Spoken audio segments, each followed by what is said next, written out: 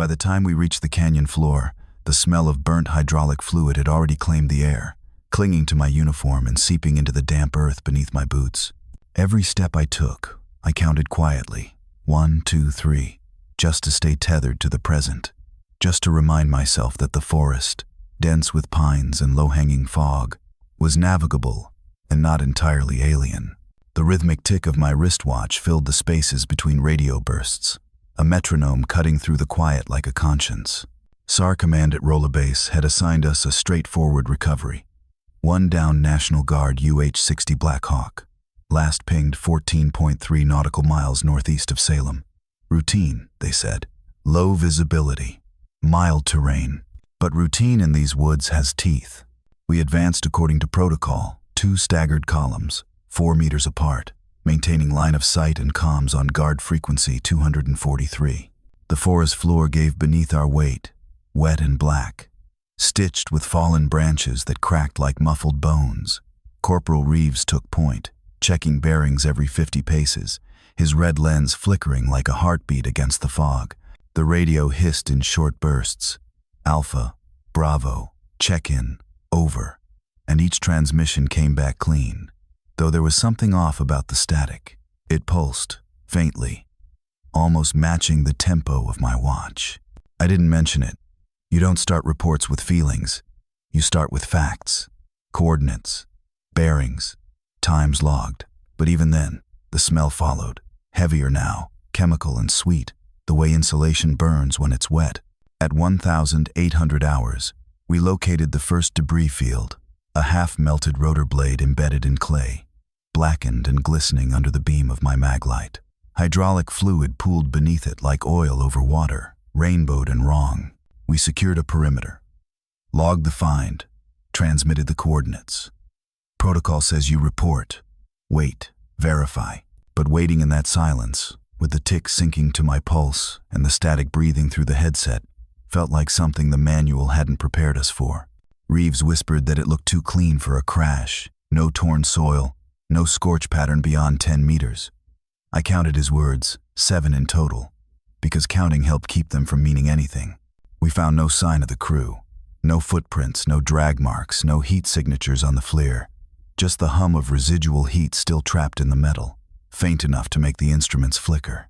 I logged the time, 1,837. Then, without meaning to, I said it out loud, 37. Reeves looked at me, didn't ask. He'd heard me count before. He knew it was how I kept the edges of the world straight when things stopped lining up. The forest was still breathing around us, slow and damp. And in that moment, I realized the smell wasn't fading. It was spreading, carried by the wind that shouldn't have been blowing from that direction. We were ordered to proceed 1 click west toward the canyon mouth.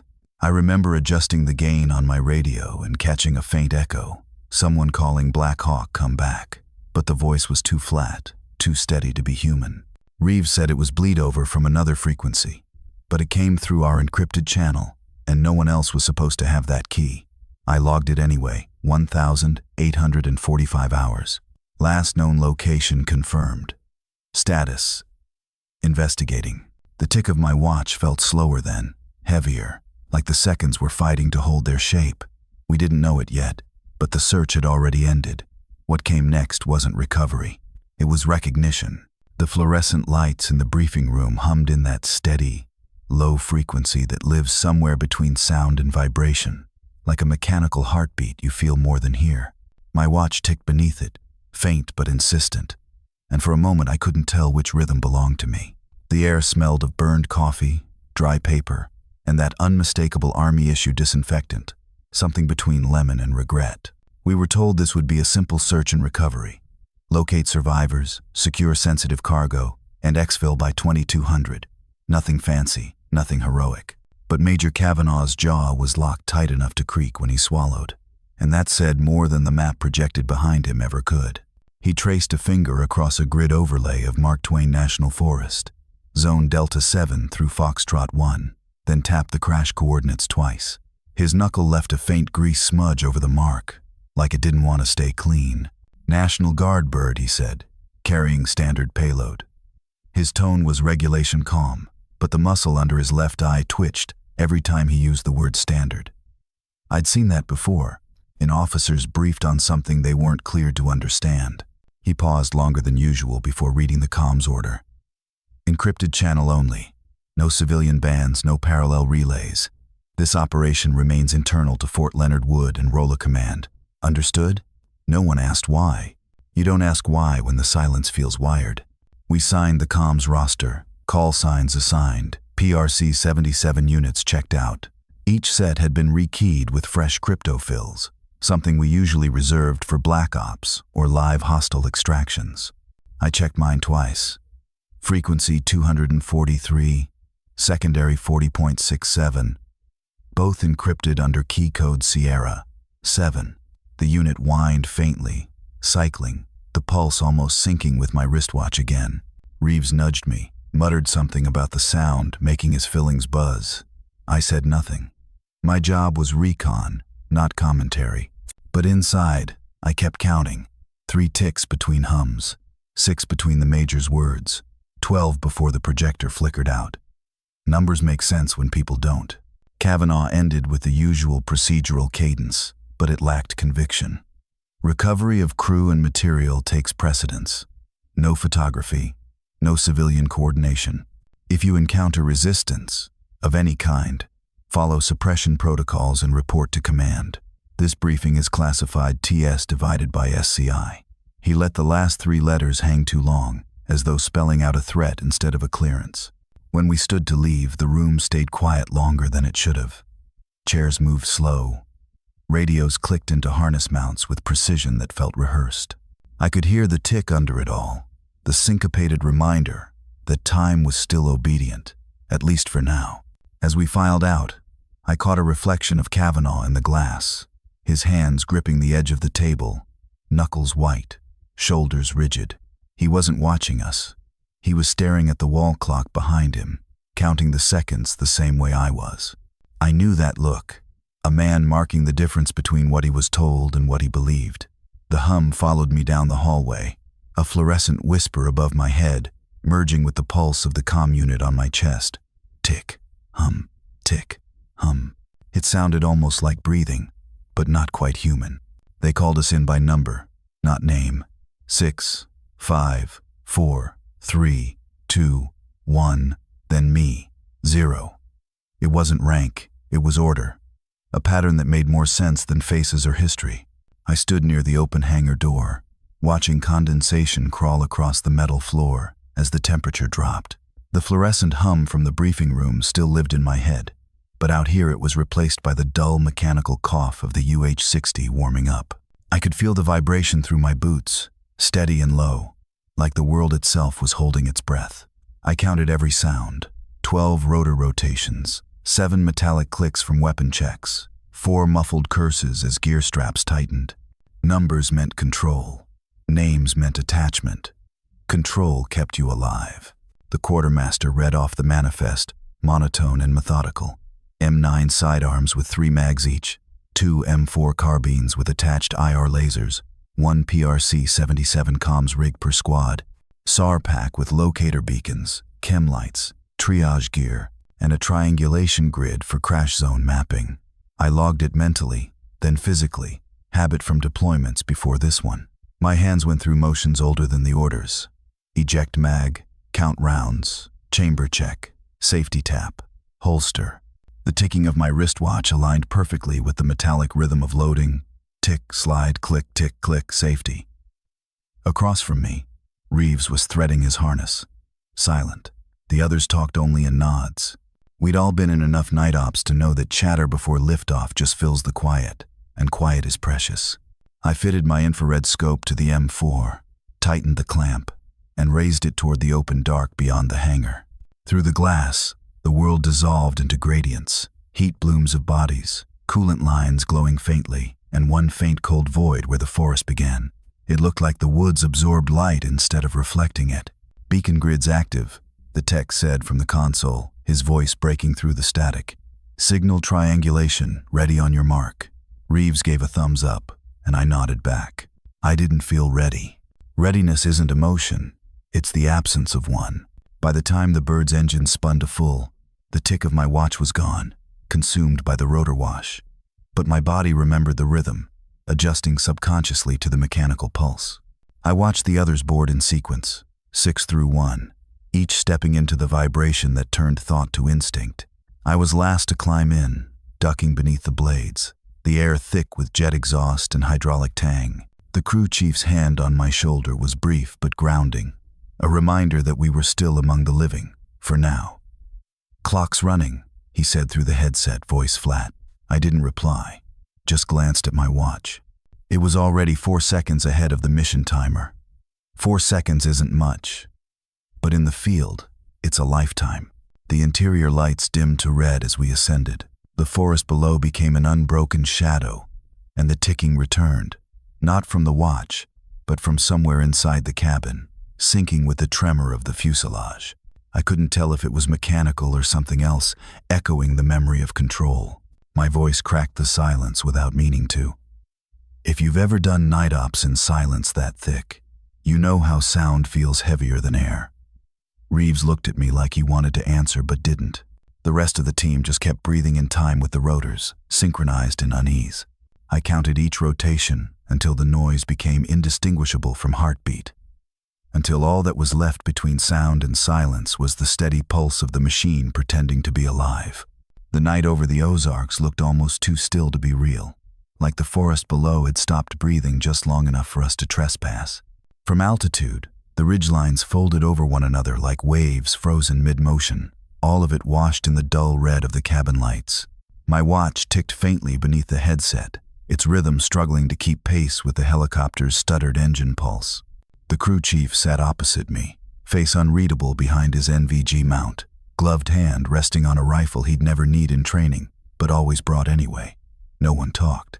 The pilot's eyes stayed locked forward, movements measured, like the act of glancing back would break something fragile holding us aloft.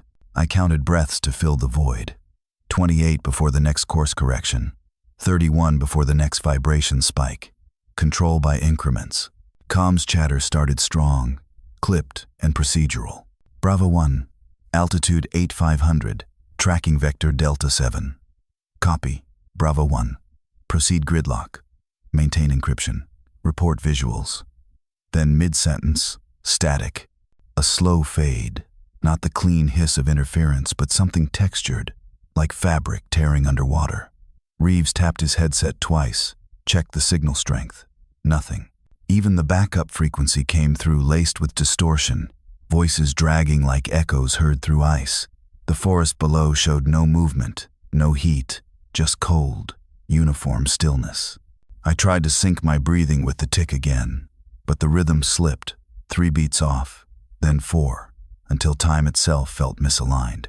At 2,103 hours, our comms operator picked up a secondary beacon ping, weak, intermittent.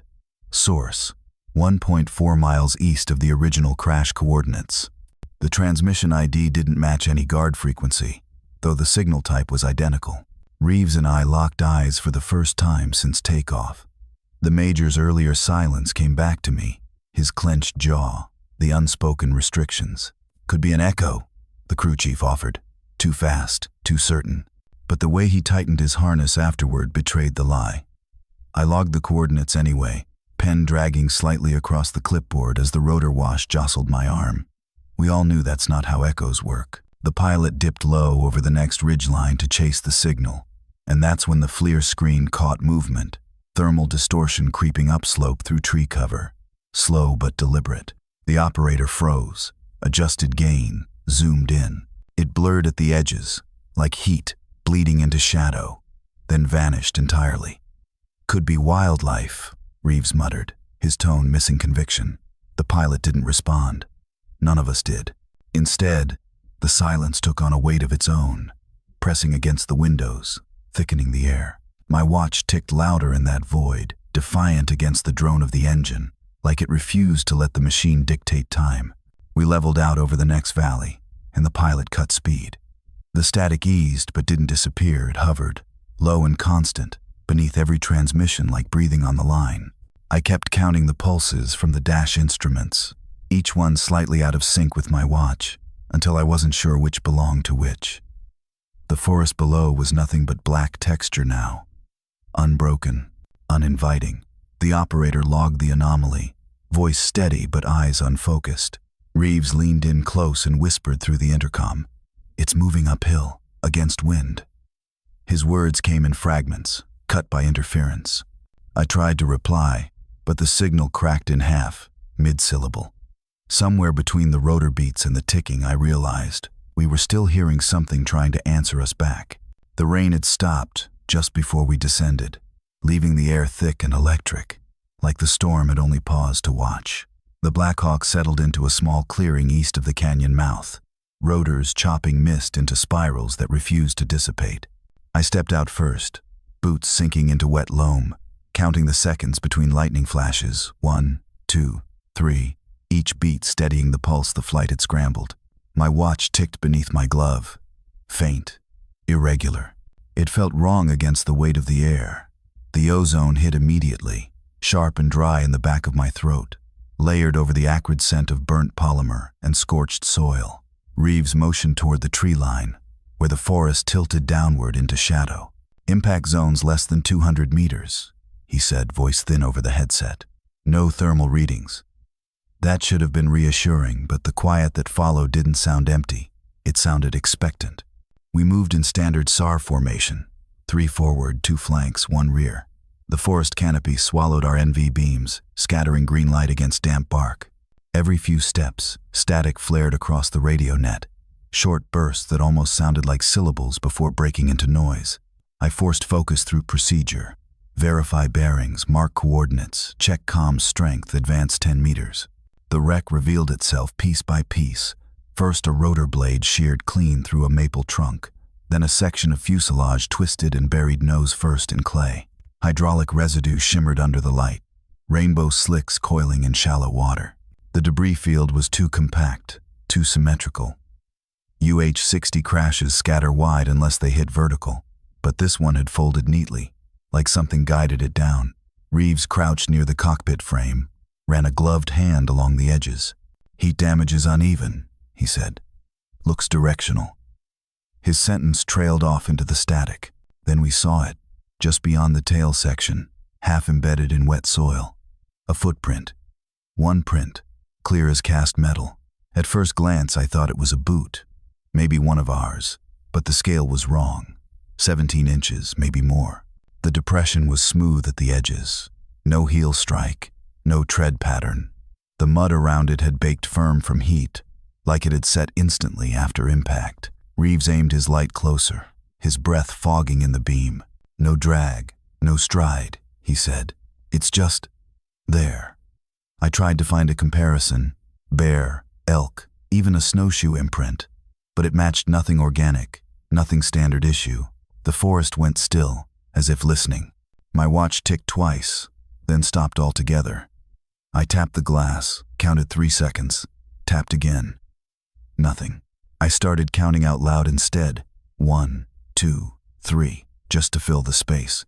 We logged the coordinates, photographed the print, and transmitted the find to command. The response came delayed, garbled. "Copy. Log only. Do not pursue. Hold perimeter." Reeves stared at me through the gloom. "They said hold perimeter."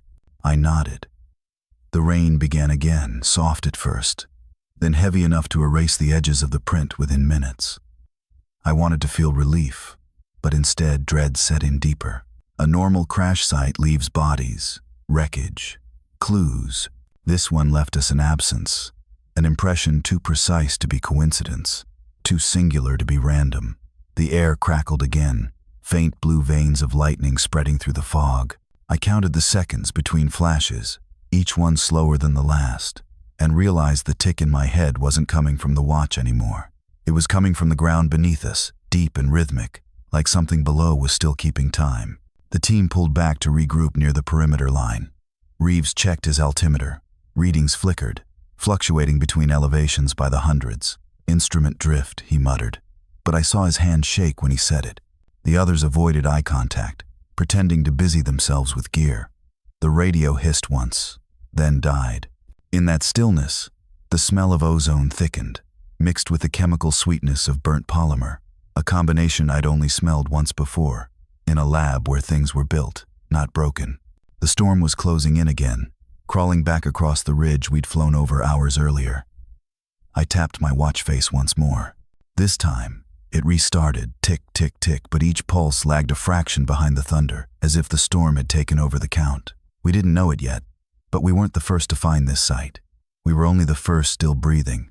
The smoke didn't behave like normal fire residue. It hung low and heavy, forming curtains that moved only when we did, like the forest itself was exhaling through clenched teeth. My boots sank half an inch into soot and hydraulic sludge, every step leaving a faint hiss as heat escaped the ground. I counted each motion: right foot, left foot, pause, 3 seconds for the air to clear. The perimeter we'd marked earlier with chem lights was barely visible, their green halos swallowed by haze. Reeves led point, compass in one hand, M4 in the other, the beam from his IR pointer cutting a trembling line through the fog. We were inside the burn zone now, where the forest stopped being forest and became something else, molten, rearranged, wrong. Even through my gloves, I could feel residual warmth radiating off the metal fragments around us. The smell of scorched polymer was everywhere, sweet, synthetic, almost floral, like someone had tried to mask decay with fragrance. Protocol said first task on arrival: secure perimeter, locate black box, confirm crew condition. The wreckage pattern contradicted that logic. The fuselage was split open at midsection, the interior cabin intact but inverted, half buried in mud. Inside, the harnesses were torn, some cleanly cut, others snapped by force. Blood streaks painted the ceiling, smeared into arcs that pointed toward the open cargo door.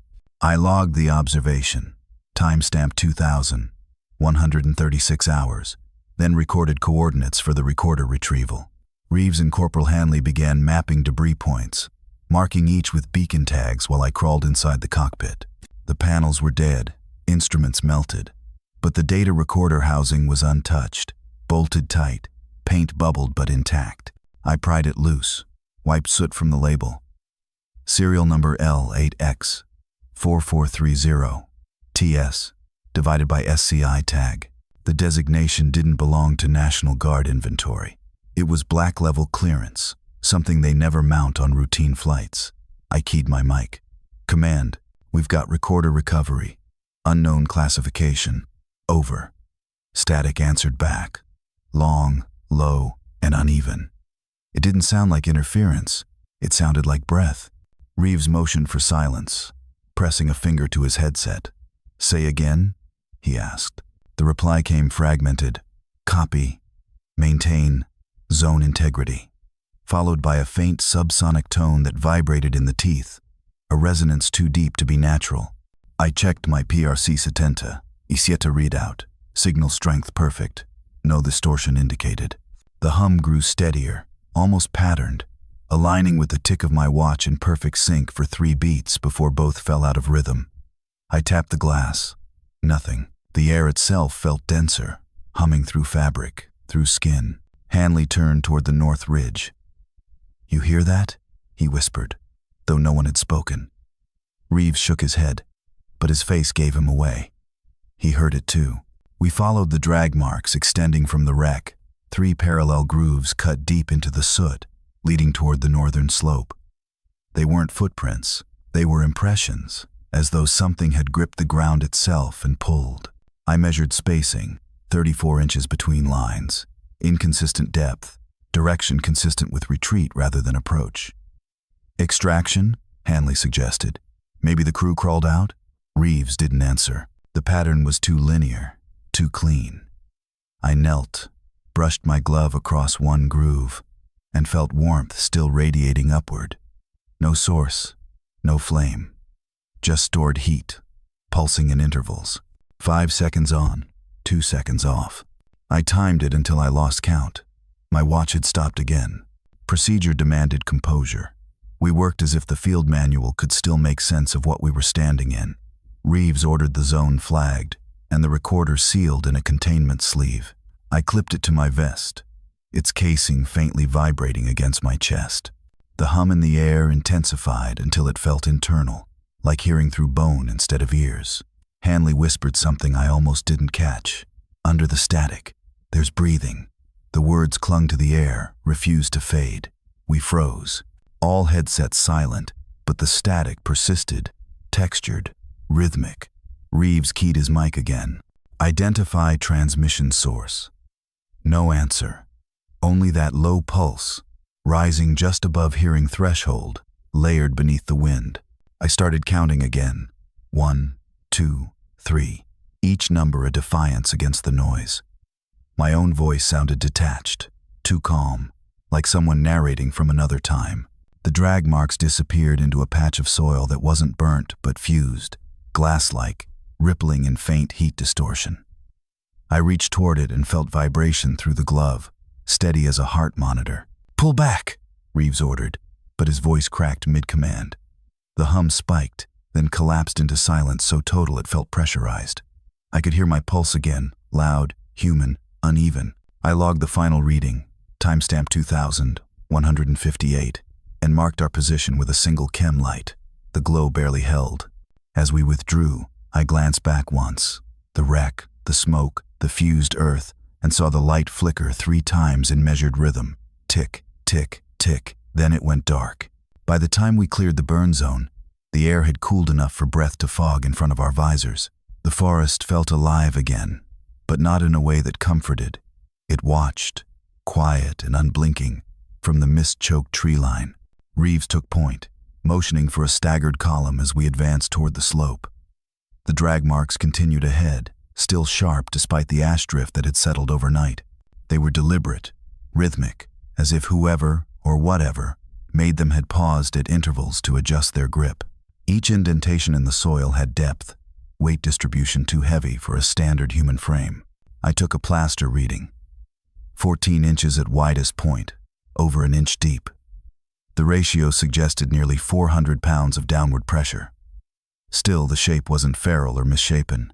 It was human, just too human in size. Reeves and Hanley exchanged a look they didn't bother to hide. "Could be one of the crew," Hanley offered, but his tone betrayed doubt. Reeves said nothing, just raised his M4 and scanned the tree line through IR. "Copy movement, north by northeast, elevation gain 200, he murmured. I adjusted my frequency dial, hoping to catch the secondary beacon, the one we'd logged back on the flight in. After several turns, the receiver chirped, a faint pulse, distant but steady. The signal was weak, barely a whisper through static, yet clear enough to triangulate. Coordinates placed it about 1.3 miles ahead, roughly matching the direction of the trail. I noted it, then began counting breaths to slow my pulse. 4 counts in, 6 counts out. The ticking from my wrist had accelerated without my noticing. It synced to the beeps from the radio for a few moments, then fell behind again, as if time itself had started to stutter. We found the first clue halfway up the incline. A torn medical field pack lodged between 2 roots. The canvas was scorched at the edges but mostly intact, the faded emblem of the U.S. Army Medical Corps still visible under a layer of soot. Reeves flipped it open. Inside were gauze rolls, an IV line, and a half-empty morphine injector. A blood type tag, O positive, was clipped to a rubber strap. I noted the serial stamp. Standard issue, dated 1996. It shouldn't have survived a fire that intense. The smell of antiseptic clung to it, sharp and fresh. Impossible this far from the wreck. Hanley crouched beside me. "If they made it out, someone patched them up quick," he said. Reeves frowned. "Then why no footprints from them? Just these." We followed the trail farther, marking each turn on the grid map. The path moved with purpose, avoiding open ground and weaving through natural cover. At one bend, the soil showed a set of parallel impressions, like fingers dug deep for leverage. Each mark was spaced precisely apart, identical in shape and spacing. It wasn't panic, it was control. I recorded another audio log, possible non-hostile extraction. Unknown agent may have provided immediate aid. Evidence. Field kit. Drag continuity. No blood spatter consistent with loss. The words sounded mechanical, stripped of disbelief, but my hands trembled slightly as I typed. At 2,243 hours, The secondary beacon signal spiked, then began to drift, moving faster than our pace. Reeves froze mid-step, headset tilted. "That signal's not stationary anymore," he muttered. I rechecked my receiver. It was right. The transmission source was mobile, climbing higher toward the ridge. We exchanged quick glances. The only explanation that made sense was someone carrying the beacon, maybe one of the missing crew. "We move," Reeves ordered. His voice was steady, but the speed in his movements betrayed urgency. The climb steepened, and the ticking in my head became percussion against bone. I counted every exhale now, 31, 32, until my breath matched the rhythm again. The trail widened into a clearing where the ground bore clearer prints. I dropped to one knee and measured stride distance, nearly 5 feet between steps. Even through exhaustion, that ratio was impossible for anyone humanly burdened. Hanley whispered, "You seeing this spacing?" Reeves gave a curt nod but didn't stop. The fog thinned momentarily, enough for us to see glints ahead, shards of broken glass and torn mylar scattered across a rock face. I moved closer. It was part of an emergency thermal blanket, the kind packed in army med kits. One corner had dried blood. Another bore a faint fingerprint, larger than mine by at least a third. Reeves tapped his comm. Possible survivor movement confirmed. Continuing pursuit. Static swallowed the end of his sentence. The hum returned. That same subsonic drone we'd heard near the wreck. But this time it pulsed in waves. 3 beats, silence. 2 beats, silence. I glanced at my watch. Its second hand had started ticking again, matching that same pattern. Time, radio, heartbeat, all syncing to something beyond our control. I tried not to notice, but my chest tightened in response. The rational part of me, the one trained to assess field anomalies, to isolate stress responses, said it was coincidence. But another part, the quieter one, whispered that something else was keeping time for us. We reached a ridge where the drag marks abruptly stopped. The ground leveled out into moss and rock, too firm to leave prints. The signal was still faint but constant, echoing through our earpieces like a slow heartbeat. Reeves signaled a halt, gesturing for me to log position and bearings. As I knelt, I caught a glint in the mud near a fallen branch. Another blood tag, detached from its strap, its metal edge warped by heat. It read, Specie Anderson M. Opos. The same blood type as before. One survivor, carried this far by someone with hands large enough to shape the ground itself. Reeves looked to the tree line, scanning through his scope. "Who the hell could have done this?" he murmured. I didn't answer. My watch ticked once, then twice faster, before falling silent altogether. Somewhere beyond the ridge, the beacon chirped again, closer now, impossibly close, like it had been waiting for us to listen. The clearing wasn't supposed to exist. The map marked nothing here, just dense forest and uneven elevation. But the GPS locked our position with precision. The fog had thinned into long strands of vapor that wove between tree trunks like smoke trails frozen midair. Our footsteps muffled against damp soil as the beacon signal grew stronger, peaking in rhythmic pulses that felt less like transmission and more like heartbeat. "Signal integrity, 99%. I murmured into my recorder. Reeves adjusted his scope, scanning ahead. "Visual contact. Light source at 12 o'clock, he said, tone clipped. I switched to thermal. The lens flooded with warmth from a single focal point. Small, consistent, non-biological. The beacon. It sat about 20 meters ahead, blinking inside the hollow of a massive oak that had no business being alive in this section of forest. The fire should have gutted everything, yet the bark was intact, unburned, slick with condensation. Hanley moved first, weapon up. Reeves followed, motioning me to log and maintain rear watch. The pulse rate of the beacon signal was oddly irregular.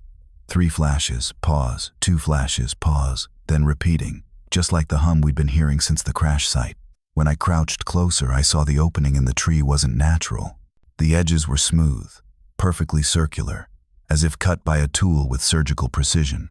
Inside, the wood was hollowed in concentric rings, polished to a dark sheen, like something had bored inward without splintering a single fiber. The beacon, a PLB 2000, serial scratched off, was mounted neatly on a root vein, its casing still factory clean. That made no sense. A PLB-2000's activation switch required manual pressure, a firm grip, and about 10 pounds of force. No part of the forest floor showed signs of someone kneeling to place it. Reeves lifted it carefully, checked its LED, and frowned. Still transmitting. Battery at 80%. These things don't last that long unless they've been swapped or trickle charged, he said. I took out my reference sheet and confirmed specs. Standard operating time 72 hours. Integrated GPS range 5 miles line of sight. ID broadcast every 30 seconds on encrypted SAR frequency. This one had been active for over a week. Could be a test model, Hanley suggested, but his voice faltered halfway through the sentence. The air inside the clearing felt wrong, too still, like sound couldn't escape. I noted the absence of scorch marks on the surrounding bark. Even the soil beneath the tree was damp, undisturbed, as if the fire had bent around this spot entirely. Reeves circled the perimeter, flashlight low. "You smell that?" he asked. It wasn't smoke, it was ozone again, faint but sharp, layered with something metallic. The hum rose beneath our boots, vibrating faintly through the ground. I checked my watch. It had restarted on its own. The tick was back, but it wasn't keeping seconds anymore. It moved in triplets. 1, 2, 3. Pause. 1, 2, 3. Pause. I looked at Reeves, and his lips were moving without sound. Then the comms cracked alive. "Motion at your 6. Confirm." The voice dissolved into static. Hanley spun around, aiming into the fog behind us. "Negative contact," he said. "Just shadows." Reeves adjusted his headset, trying to re-establish link. The static deepened into a droning undertone. Same subsonic pitch as before, but layered now, like multiple transmissions bleeding together.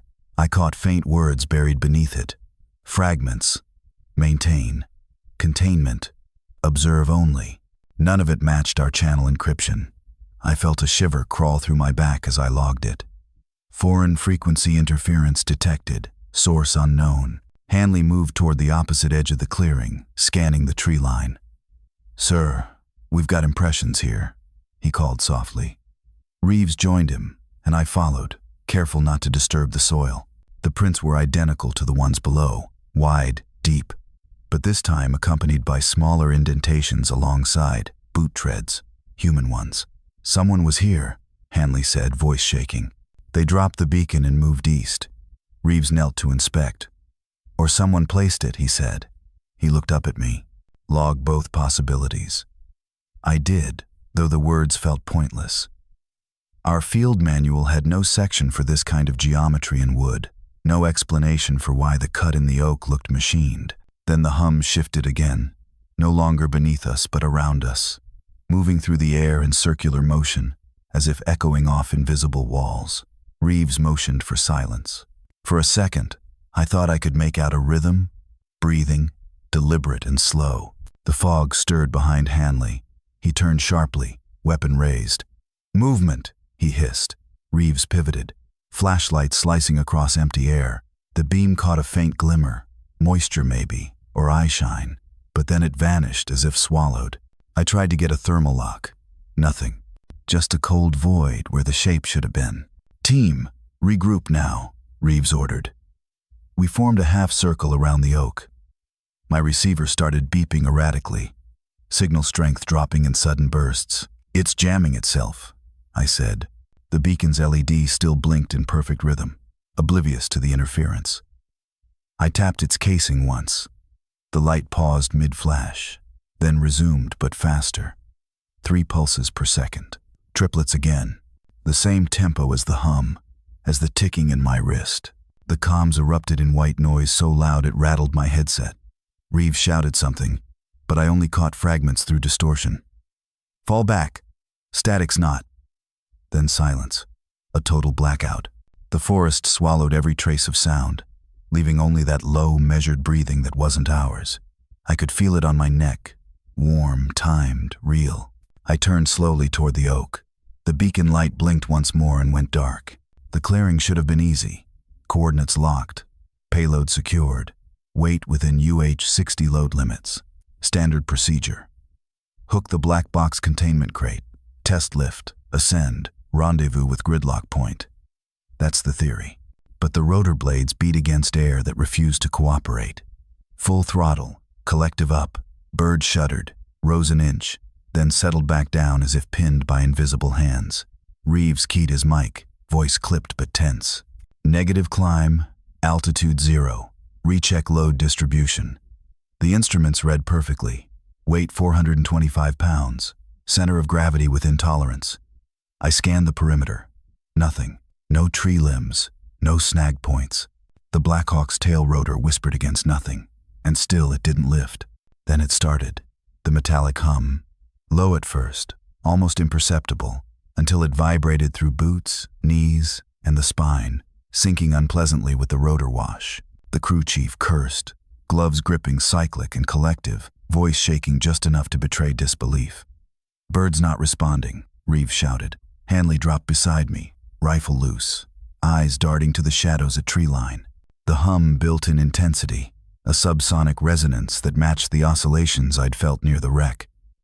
My watch ticked once, then stopped completely. The silence suddenly oppressive. I counted anyway. 1, 2, 3, but the numbers had no anchor. Time wasn't broken. It was irrelevant. 5 collapsed first. Hard. Just fell. Knees folding into the mud. His hands clawed at the dirt, fingers splayed, face pale beneath helmet. "I saw it," he gasped, voice hoarse. It lifted the wreckage. Shadow lifted it. No one moved, not because we doubted him, because we couldn't. There was no way for a human to explain the physics. The Blackhawk hadn't even budged, yet 5 insisted he'd watched a mass of darkness slide along the tail, grip the fuselage, and tilt it slightly, just enough to feel weight shift but not enough to obey mechanics. Reeves barked orders to rehook, recalibrate, hover test. The blade sliced the air, the vibration rising into bone. Still nothing. The hum was louder now, under our feet, inside the cabin, threading between ribs, swallowing thought. I ran through every protocol I knew. Verify load chart, check cable tension, winch specifications. UH-60 amperes can lift 2,000 pounds standard. Our net load was nothing. Winch rated at 2,500 pounds. Hoist cycle normal. Nothing should be preventing ascent. I keyed the radio. Command hold pattern. Bird non-compliant. Repeating, non-compliant. Static swallowed my words before transmission ended. We were isolated in every sense. Air density, temperature, humidity, all nominal. Yet the Blackhawk shuddered as though the forest itself had grasped it. I counted breaths to anchor sanity. In, 2, 3, 4. Out, 2, 3, 4. The metallic hum merged with an inaudible pulse, vibrating like it had mass, like it was conscious. Reeves ordered an emergency landing pattern back toward the ridge. The ground trembled subtly beneath us, sand and leaf litter shifting in waves. I saw 5 curled against a tree, shaking, whispering fragments. They, it, not human, lifted. Hanley knelt beside him, patting shoulder, muttering repetition to keep the ranger grounded. I felt my pulse match the hum in the ground, each beat a warning. The team moved mechanically, feet careful, gear checked, everything procedural in a place where procedure had no power. The rotor wash tossed condensation and steam, mingling with the ozone from the distant lightning scars, creating a fog that refracted light in impossible angles. Then the tick stopped. My watch, the one I'd been counting against, the rhythm that had anchored me through the crash, through the trails, through the beacon, went silent. Silence didn't feel empty. It was full, thick, alive. It pressed against my chest, my ears, my gloves, vibrating subtly through skin. Every mechanical instinct screamed to move, adjust, lift, but all physics were irrelevant here. Reeves tapped cyclic, collective again. Nothing. 5's breathing rattled through his chest like a small engine. Hanley's eyes flitted to the shadows beyond the clearing, half expecting something or someone to step forward. The hum continued, deep and infinite, vibrating through metal, flesh, and bone, while the Blackhawk stayed pinned, rotors beating through air that refused to lift. I counted again, silently, imagining the seconds between pulses, but the numbers meant nothing. Time had stopped inside the perimeter. The team, frozen in disbelief, could only watch as the impossible held steady. The aircraft grounded, the beacon flickering in the hollow oak, and the metallic resonance threading through everything. Nothing moved that should. Everything moved that shouldn't. The clearing, the forest, the storm, it all waited with us, patient and unblinking, as if observing our calculations and finding them inadequate. And somewhere beneath it all, the shadow lingered, watching, always in motion but never fully revealed. We descended the ridge slowly, every step calculated, counting paces to maintain formation. 1, 2, 3. Pause. 4, 5, 6. The hum beneath us persisted, now layered with the residual rotor vibrations, embedding itself into boots and spine alike. The clearing behind us receded into mist, the oak with the beacon swallowed again by shadows. That's when we realized 5 was gone. His spot in the column was empty, the wet leaf litter undisturbed except for a faint scuff, half a footprint, suggesting a sudden departure rather than a collapse. Reeves halted immediately, gesturing for silence. "Grid formation," he ordered, voice steady but clipped. The standard SAR protocol kicked in.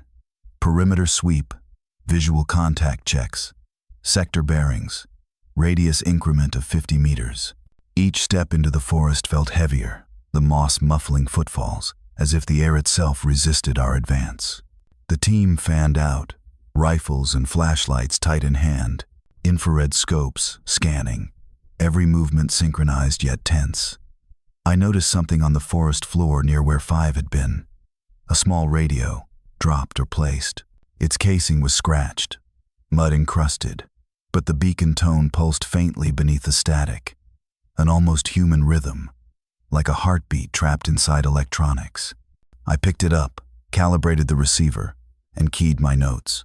Transmission detected. Dual source. Standard SAR frequency and anomalous heartbeat modulation. I pressed the unit against my chest. Each pulse matched the subsonic hum we'd been tracking, syncing with the vibration that ran beneath the moss, the rock, and the roots. Counting breaths didn't help. My heart seemed to lag behind, pulled toward the same frequency. We followed the pulse through a dense underbrush slope, stepping over exposed roots, sliding along slick shale.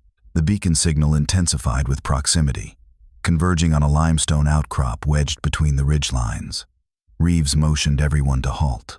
The hum had grown to a roar beneath the skin now, almost tactile, vibrating the helmets, gear, even the ground itself. I crouched near a fracture in the stone where the pulse seemed strongest, the beacon chirping in alignment with the human-like cadence. We swept the area carefully. No footprints beyond the tree line, no thermal signatures, just the hum and the intermittent flickering radio pulse. Every instinct screamed to leave, yet training overrode it. The cave entrance revealed itself as a narrow cleft in limestone, shadows deep and cool inside. We advanced slowly, one team member at a time, counting steps aloud, 42, 43, 44, pausing when the hum intensified. Inside, the air smelled faintly of damp stone, mineral tang thickened the lungs. Then against the rock wall I saw the faint glimmer of a flashlight beam. 5's. It lay on the uneven floor, still on, battery cold to the touch, casting a weak, static drifting circle of light. There was no heat emanating from the battery, no footprints, no sign of 5 himself. Just the beam, angled toward the cavern's far wall, pointing as if to guide us, or perhaps to mark absence. The hum peaked in resonance, filling the cavity with vibration that seemed alive, compressing air, bone, and consciousness. Reeves signaled retreat, but I paused, hand on the flashlight, listening. The dual pulse of beacon and heartbeat merged with the cave's vibration, wrapping around us in a three-dimensional rhythm that mocked spatial perception. Every meter into the cavern intensified the sensation, yet offered nothing tangible, no figure, no shadow, only empty limestone and an inert light source. The team's murmurs fell into hushed rhythm, counting aloud to maintain cohesion. I logged coordinates. Cave entrance, 38.0, 122 degrees north, 90, 2.2364 degrees west. Elevation 1,450 feet. Standard SAR protocol dictated marking and retreat while sending immediate coordinates for extraction. Yet the irrational part of me felt tethered, drawn by the pulse. The air, dense with mineral smell, subsonic vibration, and residual ozone seemed to watch us, waiting. Every tick I had relied upon had vanished, replaced by the hum and the heartbeat signal that insisted on measurement beyond human comprehension. We left the flashlight in place, unable to turn it off, unsure if we'd return, the signal fading only when we reached the forest edge. Five's absence stretched into an open loop deeper than any protocol could resolve. The cave opened into a chamber wider than the entrance suggested, limestone walls slick with condensation and streaked with mineral veins that glowed faintly in the IR beam. Our boots squelched against mud mixed with fine dust, each step sending miniature clouds into the low-ceiling air. Drag marks ran across the chamber floor, uneven, jagged, then stopped abruptly at a sheer wall of stone that rose 30 feet vertical, polished and wet. No footprints, no claw marks, just the impressions of something massive sliding, then nothing. I crouched, noting the depth and spacing, my breath fogging inside the helmet. The metallic hum we'd followed for hours now seemed confined to the chamber itself, pressing against our ears, vibrating through gear and bones. Counting breaths was impossible. The resonance overtook rhythm, pulling chest and pulse into sync with its cadence. I keyed the voice recorder, trying to document everything precisely, calibrating the audio for later debrief. Cavern chamber coordinates logged. Drag impressions terminate at sheer wall. No thermal signatures beyond. Hum resonance peaks. Unusual acoustics, cave deeper than mapped, and then the comms exploded into static, overlaying my log with fractured voices. Reeves hissed something into the headset, words broken, echoing, chopped by interference. The ticking returned faintly, not from my watch, which lay shattered beside the cave mouth, but through the radio's speaker, almost audible, intermittent, as if some other device had adopted my rhythm. Shadows pooled along the chamber edges, moving in the corner of vision, dissolving whenever fully seen. Hanley froze mid-step, flashlight trembling in his grip. "Movement," he whispered. Did you hear that?" The hum shifted into triplets now, pulsing with deliberate cadence. I adjusted my PRC-77, scanning all channels. One faint voice cut through the static. Low, calm, definitive. "He's not alone." The words held weight, gravity beyond comprehension, and vanished as quickly as they came, leaving the hum and the ambient tick in their wake. I keyed the mic, trying to reply, but only my own breath responded. The air seemed thicker here, distorted, compressing thought and sound, folding space. The cave's mapped dimensions didn't reconcile with what my eyes reported. Passages opened in angles that shouldn't exist, shadows folding into one another, guiding the eye into depth that likely had no bottom. We advanced cautiously, counting our steps despite the interference. 1, 2, 3, each step muffled, absorbed into the cavern's unnatural acoustics. Drag marks resumed sporadically between fractured rock slabs, suggesting the unseen presence had continued. Yet there was no body, no heat, only polished stone and the faint metallic tang in the air. I stopped at a low ridge, tracing the path with gloved fingers. Mud pressed back with subtle resistance, as if the impressions were still forming beneath the surface. The hum intensified suddenly, vibrating through helmets and vests, forcing a synchronized shiver down the spine. My recorder sputtered, audio warping, the faint tick overlaying the hum like a heartbeat struggling to assert dominance. Reeves motioned to halt, signaling the team to circle back and secure positions. The chamber seemed to stretch vertically, impossibly so, stalactites tapering to points beyond visual range. The secondary beacon signal flickered, weak but present, threading the cave like a lifeline, though it didn't match its usual tempo. Hanley leaned close to me, voice low. "This place, it doesn't obey scale. Walls shift, angles. It's bigger inside." I nodded, logging coordinates and impressions, but the radio's static returned, overlaying my own voice. I tried to finish the sentence aloud. The drag marks suggest a presence, only for the signal to garble it, leaving an unspoken conclusion hanging in the chamber's damp, vibrating air. The faint tick persisted, now a whisper behind the static, behind the hum, threading through every channel we monitored. Our watches were useless, shattered, irrelevant. The only measure of rhythm was the anomaly itself.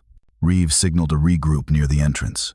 The air seemed almost tactile, pressing against skin and lungs. The cave was quiet, too quiet, and yet full, vibrating with presence. That last voice echoed in my mind, clear enough to record, impossible enough to disbelieve.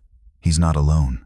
I keyed the mic one final time before interference swallowed the feed entirely, the record ending mid-sentence, leaving the team in a chamber both finite and infinite, tethered to sound that should not exist.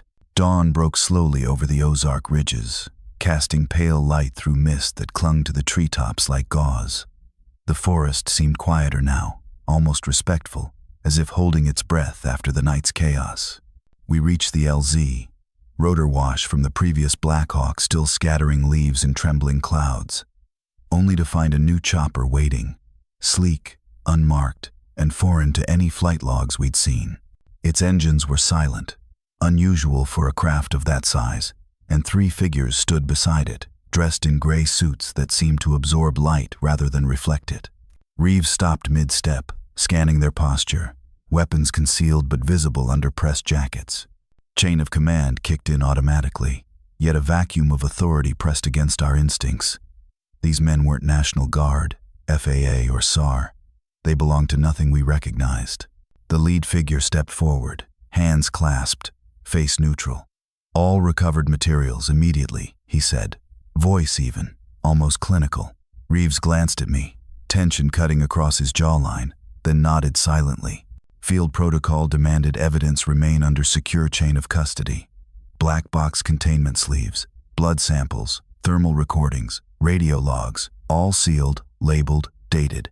We complied, sealing each item into evidence bags and handing them over without protest. Every package we surrendered was logged, but the absence of paperwork acknowledgement left a hollow gap in procedure, the kind that unsettles even the most disciplined operators. The hum, the subsonic resonance that had been threading through the wreck, the beacon, and the cave, died instantly the moment the gray-suited figures touched the ground. Silence returned like a shuttered window, palpable and complete. No one spoke of the footprints, not of the massive impressions, the drag marks, or the impossibly clean path traced uphill. The forest, the fog, the burned ridge, all remained as evidence, yet our reports would be stripped to sanitized coordinates, mission success, and recovery of personnel and material. Five's absence was noted, though only as a casualty of field separation. The truth of his disappearance would be filed away in a compartment no team member would access. Reeves led the way to the chopper, signaling the rest of us to follow, shoulders rigid, eyes scanning for any residual anomaly. The gray suits moved like shadows themselves, efficient and unspeaking, guiding us into a new form of protocol we had no part in shaping. As we boarded, I felt the weight of the forest, the burn zone, and the cave pressing in memory alone. The rotor blades lifted silently, the mist curling around them without disturbance. I checked my watch reflexively, dead, shattered, irrelevant, but the internal rhythm of the tick persisted faintly in my head, echoing against empty space where the hum once had lived. The air smelled of ozone and damp limestone, faint but persistent, and for a moment I counted every breath, every second, each one a reminder of what had occurred and what we were no longer allowed to report. The gray-suited pilot didn't speak. His eyes scanned instruments and horizon with mechanical precision. Reeves offered a nod of acknowledgement to the team, an unspoken order to maintain composure. I stowed the recorder, noting in my mind the deletion of so many anomalies from the official record. The forest below disappeared into fog, the sun climbing higher, illuminating the ridge with neutral light that didn't reveal shadows. In that silence, in that enforced absence of explanation, I understood the mission's conclusion. Objective achieved, but understanding denied. The footprints, the hum, Five's disappearance, they were now part of the forest's secret, tethered only to memory, untouchable by procedure, and impossible to report. I sat across from the table at Fort Leonard Wood, the fluorescent hum above blending with the faint tick in my own head, subtle but persistent. Papers were stacked in neat piles, each folder stamped Level 5 Restricted Biological, the red ink harsh against white. Reeves and Hanley had been debriefed hours before, their statements summarized, sanitized, and compartmentalized. When it was my turn, I signed a non-disclosure agreement without hesitation, hand shaking only slightly from muscle fatigue, not fear. The officer running the session spoke in clipped tones, confirming that all survivors had been recovered. No names, no identifiers, nothing beyond the official record. The air smelled faintly of ink and recycled plastic, sterile and detached, a sharp contrast to the forest, smoke, and ozone that still clung to memory. I counted the seconds between each stamp and signature. 1, 2, 3, a ritual to anchor reality. The briefing itself was mechanical. Questions were precise, answers monitored, each word to be logged exactly as dictated by Level 5 protocols. I was reminded repeatedly not to discuss events with any civilian, military, or allied personnel outside authorized channels. Details of the secondary beacon, drag marks, or anomalous footprints were omitted entirely. The subsonic hum, ever present in the field, had vanished, but the tick returned faintly in my perception, detached from any watch, threading through thoughts and pulse. Even as I recited standard operating procedures for lost personnel recovery, black box handling, and SAR grid formation, the rhythm persisted, a reminder of things that could not be explained, cataloged, or reported. At the end, the officer handed me a compartmentalization code, a numeric and alphanumeric string, to be used for secure file access only. I logged it, my handwriting steady, and filed the folders into the secure slot beneath the desk. "Do you have any questions?" the officer asked. I said none. There were none I could ask that wouldn't violate the NDA or summon consequences I wasn't willing to test. I counted one more time, 7 beats in, 7 beats out, letting the rhythm fill the space where understanding had been stripped away. When I left the room, the corridor smelled faintly of disinfectant and paper, each step measured, echoing, tethered to the faint tick that no one else would hear. Back home, the quiet of my apartment felt alien, too still. Every soft creak in the floorboards, every hum of the refrigerator, seemed to amplify the rhythmic ticking that had followed me from the forest. It wasn't my watch anymore. It was inside my head, synchronized with a pulse I couldn't name. I counted 1, 2, 3, trying to anchor it, but the rhythm had embedded itself into my perception, a constant reminder that the forest, the crash, and the unseen presence weren't confined to memory alone. My gear sat in the corner, still faintly carrying the ozone tang of the Ozarks, and when I brushed near it, the compasses on my shelf vibrated subtly, needles quivering as if responding to residual magnetic anomalies. Ordinary life had resumed superficially, but invisible aftershocks persisted. Rain came one evening, tapping against the window in soft percussion. The metallic smell returned with it, faint but unmistakable, threading through the water-saturated air like a spectral residue. I found myself pacing, counting drops on the glass, tracing the invisible path the scent seemed to carve through the room. My phone pinged with mundane notifications, bills, messages, reminders, but they were all background noise beneath the inner tick that refused to pause. Somewhere in those rhythms, I understood I was no longer fully alone in my own home. The forest echo had traveled. I read a brief news blip buried deep in the wire. A man in gray suits, presumed part of the extraction team we'd encountered, had died near the Ozarks a month later. Cause undisclosed. The file was sealed immediately, details classified beyond reach. The hum, the pulse, the tick, all unresolved threads of a mission that never truly ended.